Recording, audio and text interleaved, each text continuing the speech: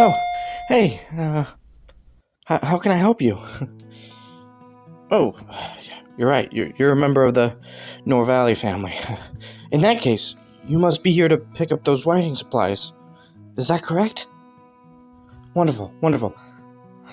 Here, let me take a look at the manifest. Oh my. There's quite a bit here. If you don't mind me asking, what is all this for? Perhaps I could recommend some of our other products to help. I see. Yes, I've heard that the Norvalleys have fallen on hard times. I must say, it speaks volumes of your family's characters that you haven't let that trickle down to us ordinary folk. So this is all to help you reorganize your financial records to see if you can find wasted expenses, right? That's quite sensible. If there's anything we can do to help, please do let us know. Although, in the meantime, I may have to ask for your help first. Oh, no, nothing like that. We're just, a bit short-staffed at the moment, and I have trouble with some of the heavier boxes. Can I ask your servants to carry them out to the carriage? It's disappointing. I see. No servants to spare, huh? I mean, I guess that makes sense with your financial troubles. Well then, I hate to ask a noble, but could you help me with them? Thank you. That's so generous. Here, please, follow me into the back.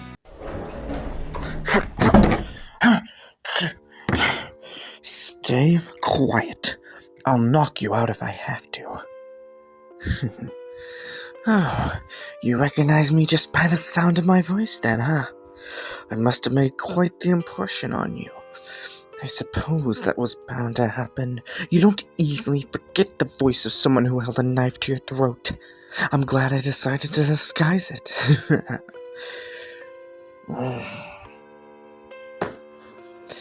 So what do you think of the disguise? I guess it was good enough to fool you. Oh, please. It's not even my best work.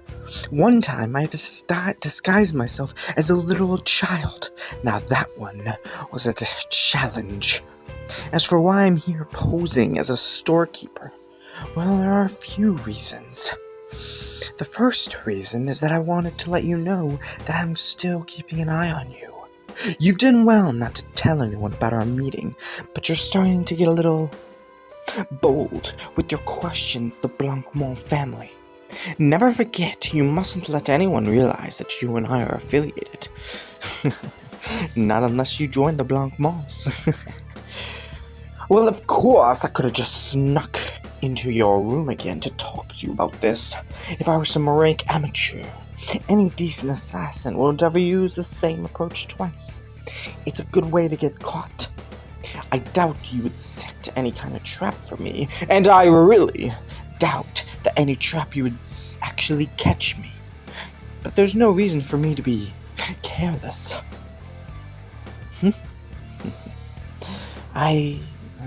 No. I'm afraid I haven't had that much luck in finding some other arrangement. I've pursued many possibilities, but I keep arriving at the conclusion that as long as you remain part of the Norval family, you will be a threat to the Blancmonts. It's quite the conundrum, I'm afraid. Sometimes I wish that you weren't so competent, but then I realize that if that were the case, I likely wouldn't have fallen for you in the first place. And as easy as it would have made things for me, I can't say that I regret falling in love with you. For the longest time, the only thing in my life was my career as an assassin. It feels liberating to have another goal now. Something else to turn my attention to. I haven't given up yet, of course. If at all possible, I want to find a way to make this work for the both of us. Kidnapping you doesn't strike me as a very good way to begin a relationship. Speaking of which, I was thinking that perhaps I didn't give you the best impression of me last time. Yes, the death threat was the main issue. It was an empty threat, but I imagine that provides little comfort, doesn't it? I made you feel unsafe in your own home, your own bedroom. That's the sort of thing that can stay with a person. And though I don't see how else I could have done it, I regret it nonetheless. But aside from threatening you, I feel like I've only presented one side of me to you. My professional side. I just want you to know, while I am an assassin, I'm not just an assassin. I have other aspects to my personality. I'll confess, even at the best of times, I'm not always especially expressive. When you make a living by killing, you start to feel a little numb to things. But still, I do like to laugh from time to time, and I have my own pastimes, of course. So, although I am looking for solutions, I would like to have the chance to show you a slightly more personable side of me.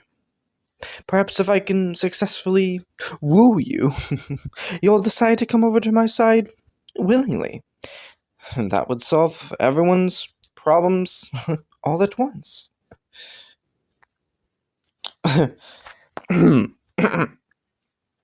Yeah, I suppose I am. I guess that's a way of putting it. Yes, I'm asking you out on a date. I'm fairly confident that if I'm given the opportunity to show you what I can bring to a relationship, you'll find yourself drawn to me as I am to you. So this is what I'm thinking. A week from tomorrow, after the sixth bell has rung, we'll meet in front of the local tavern. I'll be in disguise, obviously. It wouldn't do for you to be seen with a blancmange. When I see you, I'll approach you and say, "You're neither early nor late." That's how you'll know it's me. We can get a drink and a bite to eat, and then I'll take you out to a play. I quite enjoy theater, and I've selected one of my favorites. After that, well, we can keep it a surprise. What do you think? I can't exactly threaten you into agreeing to this. It would defeat the purpose of endearing myself to you. All I can do is convince you it's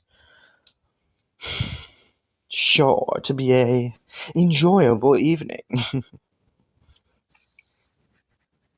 I suppose if you need incentive, you could consider it a chance to woo me back.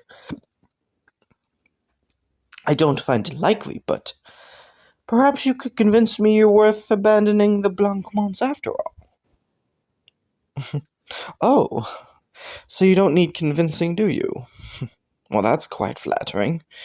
In that case, thank you for giving me a chance. I feel a bit silly.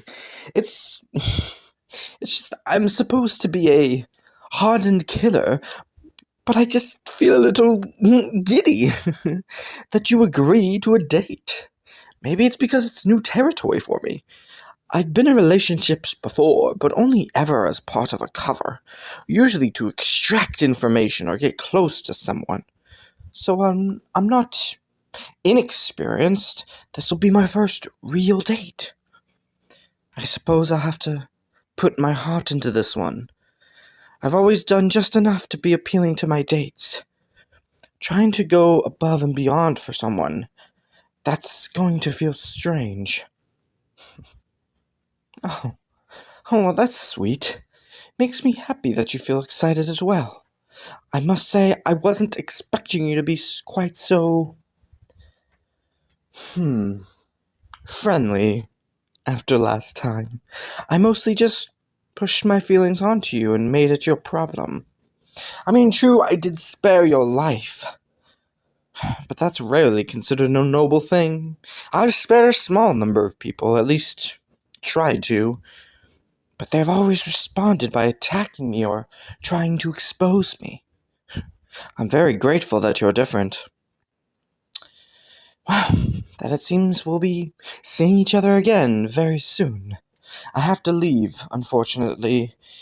The store owner will be back from the errand I tricked him into in a few minutes, so when he gets back, I'll need to be gone, or he'll have some questions for me best left unanswered.